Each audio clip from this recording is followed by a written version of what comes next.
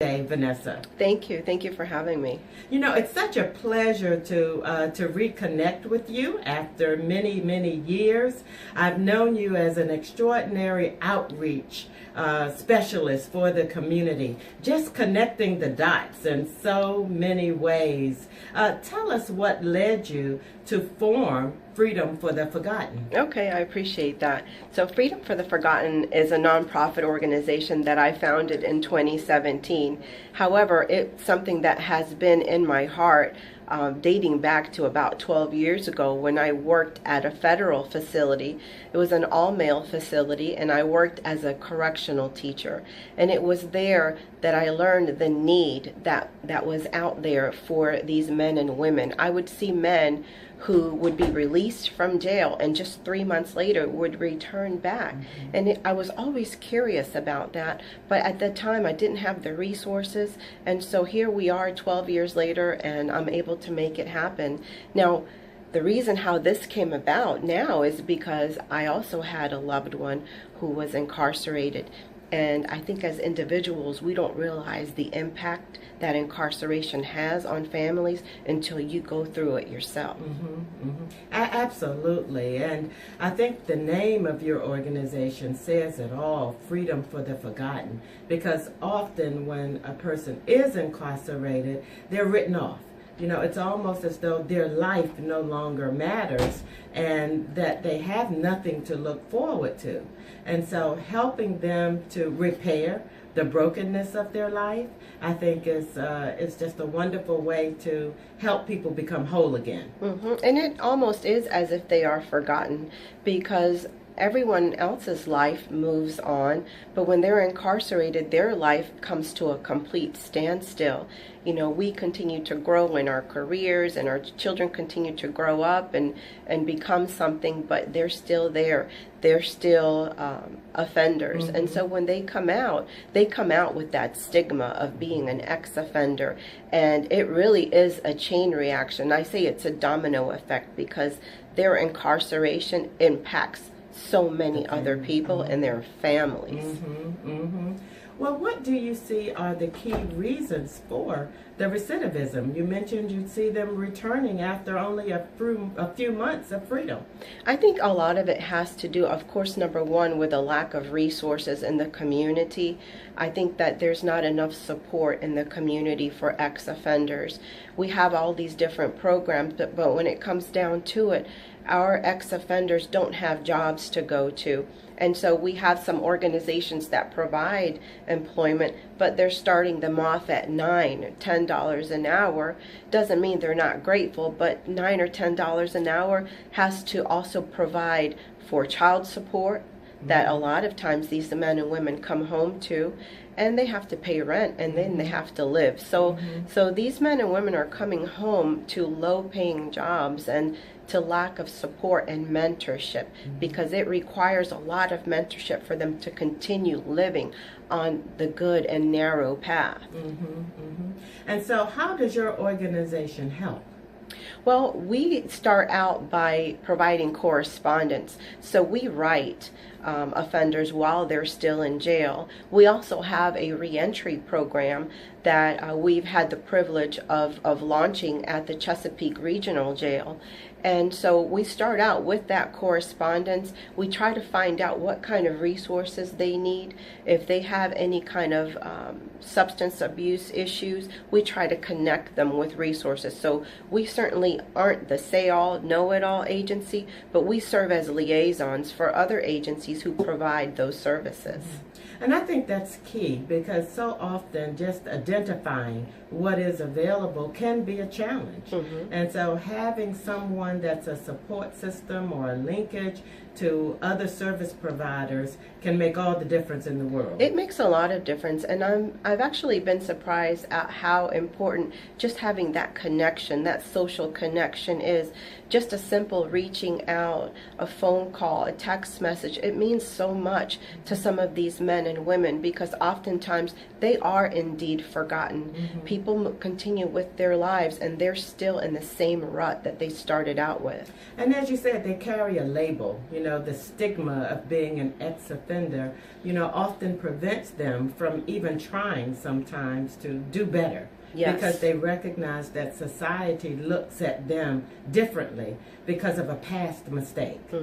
That stigma is really a big deal. When we were working with women in the jail, we helped them to create their resumes, and we went through mock interviews with them, and they were so excited to come out and begin their new lives. Some of them had never had resumes before, and so now here these women are out in the community, and now they're saying, Ms. Torres, I can't even get a job.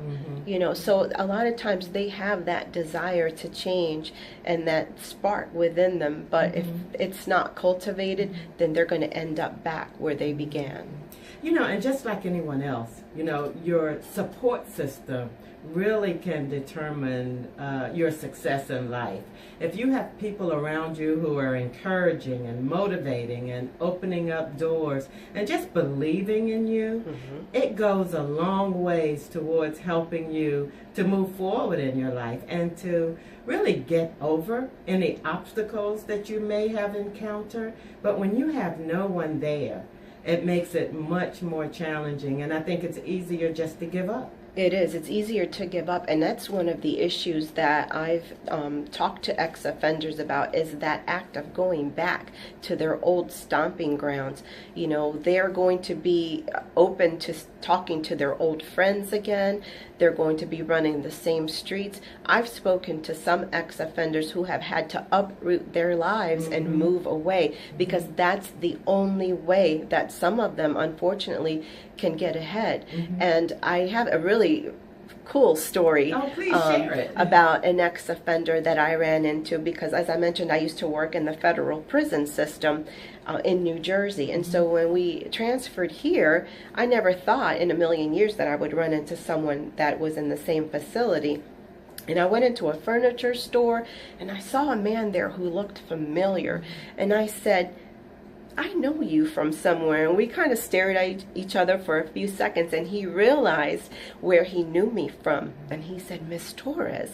And he proceeded to whisper where it was that we had met.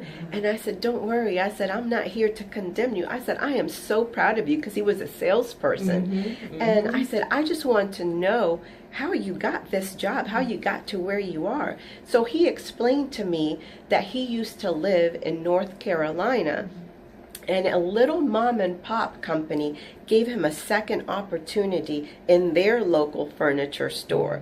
But he wanted to stay out of trouble. He wanted to move out of that area that was a resemblance of his old life, and so he decided to move here to Hampton Roads. And it was because that small mom and pop organization gave him a second chance. He was able to now thrive in this big furniture store. And so that's a success story that I always like to share, because sometimes it just takes one person to give a second chance and to open up the door of opportunity. That is a wonderful story. I'm glad you shared that. And I think it just emphasizes that people are looking for just that chance, just that one opportunity. And many people will seize that opportunity and never look back again. Some may need a second chance, a third chance, a fourth chance. And that's okay too, as long as you keep trying and never give up. As long as you're taking steps forward and not backwards, even the baby steps count. And I love what you said about second chances, because I think that as humans, we tend to forget how many second, third, fourth chances we've received. Absolutely. And that's one of the things that I've learned from working with formerly incarcerated people, is I've learned that there are things in my past that have shackled me down and that have prevented me from moving forward or being as successful as I wish I could be. And so there is a resemblance there. There is an irony there between those who are actually behind bars and those of us who live in the world every day with shackles on. You're so right. They may not be physical shackles, but they're emotional shackles sometimes. They're emotional, they're spiritual, and they just bind us. They do, they do. And you have to have support. You have to have often support to be able to break those shackles. Yes, and second chances.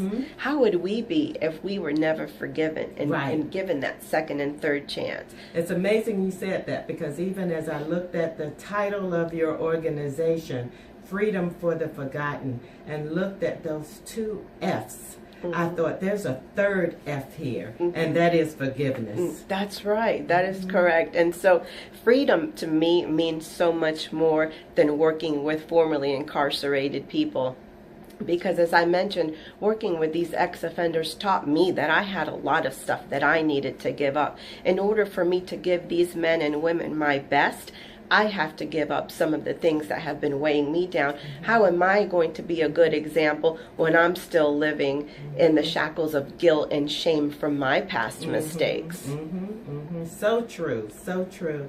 And you mentioned really being propelled even more into this by having a loved one or someone you know who was incarcerated. And I think everyone knows someone, you know, who has been caught up, you know, in the legal system that can lead to incarceration. How has that framed how you work with families or children or friends of those who have someone who's been incarcerated? Well, I have to be honest first and say that it has definitely changed my view about our justice system. It has shown me a completely different perspective than what I've been accustomed to. For many years, I've heard ex-offenders and even those who are incarcerated say, the system this and everything is against me. And I always thought, and I think most people who are listening think, well, you know what, they deserve that. They chose to live a life of crime. They chose to break the law. And yes, they made a mistake. But when you actually are involved in it and you see what goes on day to day and how sometimes the courts won't listen to them because they don't have an attorney. They can't pay for an attorney. They've already got that stigma and that view from society that they're bad people. And so because of that, they're constantly walking around. They are going to be paying for their crimes the rest of their lives because of this. And I didn't know this, but now that I've had it impact me, now I realize, wow. And so I want to be able to increase awareness about this issue and about what we can do just as individuals. We can make a difference in someone's life. When you think about a reentry program or Freedom for the Forgotten, a lot of people tend to think big things, but you know what? It's the little things that we do on a day-to-day basis that can make a difference in somebody's life. No, absolutely. I often say sometimes it's even a kind word, you know. Yes. It's a hello. It's I see you, you know. I acknowledge that you're here and that you're worthy, you know, of walking on this earth. Sometimes people never get that.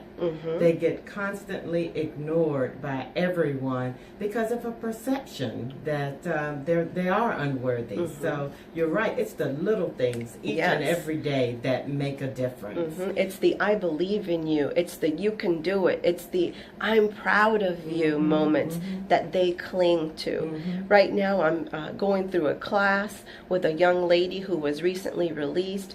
I see so much potential in her. This young lady has a degree and she can't get a good paying job. The jobs that are out there, you know, and I'm not minimizing them. Right, they're great. Because all work is valuable. Absolutely. But she has kids that she has to support. And if it wasn't for her mother letting her live with her, she wouldn't be able to make it. Survive. Right. And so we're taking this class and I say, I see so much potential in you. You are great. I know you're going to do big things. So I'm walking through this 12-step class with her and she says, thank you so much for believing in me. Oh, I'm so happy that you are doing this work because there's so many people who benefit from your kindness, from your empathy, and your awareness of what's needed. Now, I know you need help, though, from the community to support this wonderful work, and you have an upcoming conference. I do. So let's talk about that. Okay, so the upcoming conference coincides with Women's History Month, and we did that strategically because women make up 8% of the incarcerated population. So we thought, what better time to increase awareness about the needs of women than during Women's History Month? And so the event is called The Power of the Woman, and it's going to be on March 14th at the Chesapeake Conference Center. And that's going to be a wonderful lead into Women's History Month for anyone who's listening. So we're going to take a break. And then we're going to come back and to talk about the power of the woman. So please stay tuned. After some announcements, you will hear more from Vanessa Torres, the Executive Director of Freedom for the Forgotten. Thank you. Yeah, Mr. White.